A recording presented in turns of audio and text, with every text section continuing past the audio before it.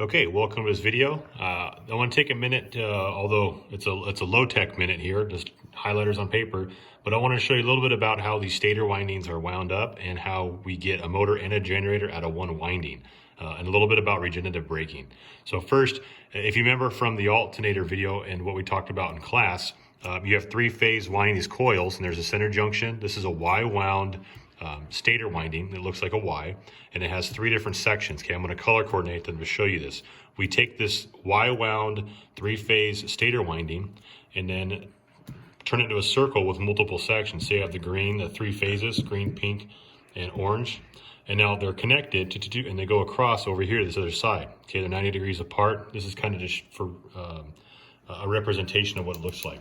If I were to charge this coil, it would have a north and a south, right? As current goes through it, it creates a magnetic field.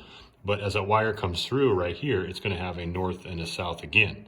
So there's a north and a south, and then a south and a north on the inside. And this is going to rotate around. As this phases out, it'll phase into the next one, create a north and a south and a north and a south. Well, the problem is the wiring in the center. That's not going to work. So what we do is they take it, and I'll show you this. Okay, we take the winding that came down through here and it goes around the outside and it kind of creates a little circle in the center. Now this is the stator winding. This center part right here is the rotor. And there's two different styles of these motors. We have an asynchronous motor and a synchronous motor. Okay, so in the asynchronous motor, what has to happen is we charge this stator winding, like we mentioned before, north, north, and south, and then we start to rotate it. When this magnetic field rotates, it'll phase this one out, phase this one in, phase this out, phase this one in. As this rotates around, that changing magnetic field is going to be wiping across this rotor, which is just a coil of wire. That's going to induce a current here in the opposite reaction. So I have a south here, I'm going to get a north here, and I'm going to get a south here. So that's going to line up that magnetic field. So as the stator magnetic field rotates, as the stator magnetic field rotates around, it's going to drag that rotor with it as it induces that current.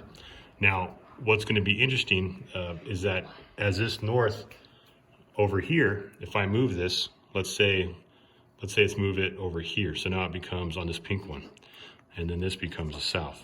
This becomes my magnetic line of the stator. Now notice the rotor is over here. This rotor is right here. This section right here, this is called your slip vector. The greater that slip vector, the more torque there is. So if I take that magnetic field of the stator, push it way out in front of the rotor, I'm going to induce a high torque kind of situation as an asynchronous motor. Now, over here on the synchronous motor, the rotor is made out of a permanent magnet.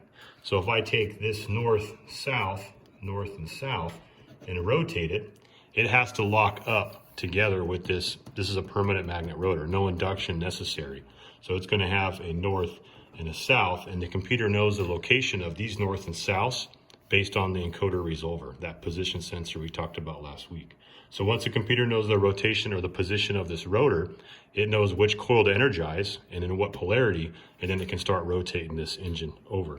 That's going to be your motor production on asynchronous motor and synchronous motor. Okay, so again, that bigger slip vector, that's positive. That's a positive torque, positive RPM. That's your motor. Versus a synchronous motor, they lock up based on that position sensor. So what happens on regen? So here we're going to talk a little bit about regeneration. So in an asynchronous motor, when you slow down, now remember, let's say this ends up being our north and south induced into that rotor. Now we used to have that position was way over here, right? I'll draw a dashed line of where that used to be. And then here is the rotor magnetic field, okay? So now it used to be over here, and this was our slip vector right here, right? Well, now if I move this dashed line and slow down that rotating magnetic field, and I pull it, let's say back here, so I can have that north, south, now I have a negative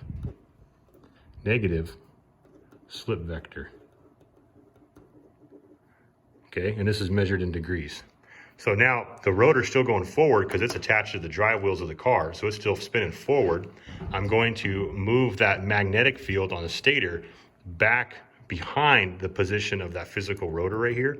And again, as long as there's a change or a difference in magnetic fields between the position of the stator magnetic field and the position of the rotor magnetic field, then they're going to have AC induced into the rotor, and that creates that magnetic field that's going to interact with this magnetic field. So kind of complicated, but what has to happen is there has to be change. If this magnetic field lines up with the stator magnetic field, like if I move this north here and south here, and they all lined up together right here, I'd have zero slip vector, and it'd be neutral slip.